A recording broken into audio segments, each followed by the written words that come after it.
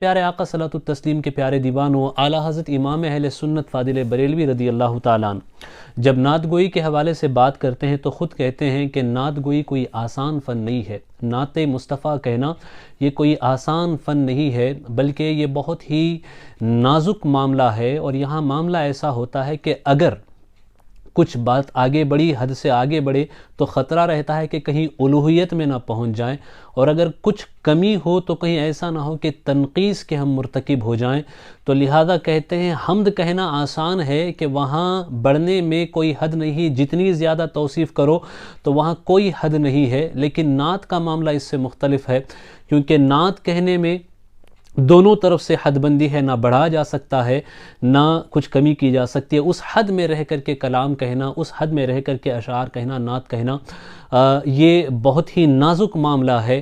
لیکن اس نازک معاملے میں جب ہم اعلیٰ حضرت کو دیکھتے ہیں تو اعلیٰ حضرت کی نعتیہ شاعری اگر آپ تلاش کریں، اس میں دیکھیں، محسوس کریں تو آپ کو پتہ چلے گا کہ اعلیٰ حضرت کی نعت میں آپ کو عقیدے کے مسائل ملیں گے، اعلیٰ حضرت کی نعت میں آپ کو ثناخوانی تو ہے ہی مصطفیٰ کریم صلی اللہ علیہ وسلم کی، احادیث مبارکہ کی تشریح ملے گی، آیات قرآنیہ کی تفسیر ملے گی، سیرت مصطفیٰ کا خاکہ میسر آئے گا، محبوب کے جمال کا بھی تذکرہ ہے، محبوب کے کمال کا بھی تذکرہ ہے، محبوب کے علم کا بھی چرچا ہے، محبوب کی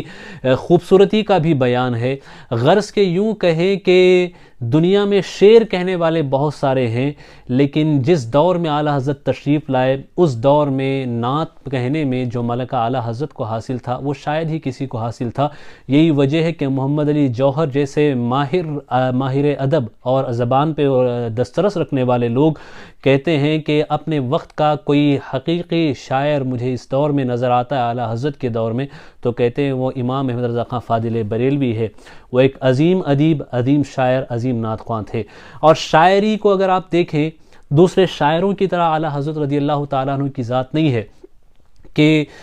کہیں اور شعر کہہ لیں، کسی اور مناسبت سے شعر کہہ لیں۔ اعلیٰ حضرت کو شعر و شاعری سے شغف نہیں تھا، بلکہ اعلیٰ حضرت کو نعت سے شغف تھا، وہ بھی اس طور پر کہ آپ عشق مصطفیٰ میں ایسے سرشار ہو چکے تھے، عشق مصطفیٰ میں آپ ایسے ڈوب گئے تھے، جب عشق کی کیفیت آپ پہ طاری ہوتی تھی تو زبان سے خود نعت کے جملے، نعت کے اشعار نکلنا شروع ہو جاتے، اور قلم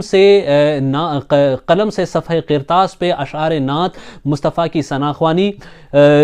ظاہر ہوتی، اور لکھتے چلے جاتے اور اعلیٰ حضرت کو شعر لکھنے کے لیے دنوں رات خم و پیچ، دنوں رات اعلیٰ حضرت کو غور و فکر کرنے کی ضرورت نہیں پڑتی تھی۔ اعلیٰ حضرت کو نعت لکھنے کے لیے شب و روز محنت نہیں کرنی پڑتی تھی، عشق کی وہ کیفیت تھی، جب کیفیات آپ پہ طاری ہوتی تو آپ برملا کہتے چلے جاتے، اور وہ کلام بھی ایسے حسین کلام بنتے کہ وہ کلام جن کا نہ ثانی اس دور میں نظر آتا ہے، جن کا نہ مقابل اس دور میں نظر آتا ہے، نہ جن کی مثال اس دور میں نظر آتی ہے، جو بھی دیکھتا ہے اعلیٰ حضرت کی نعتیہ شاعری کو وہ سلام کرتا ہوا نظر آتا ہے۔ پھر وہ برجملہ یہی کہتے ہیں کہ شعر کہنا شہریار اپنی جگہ، شعر کہنا شہریار اپنی جگہ،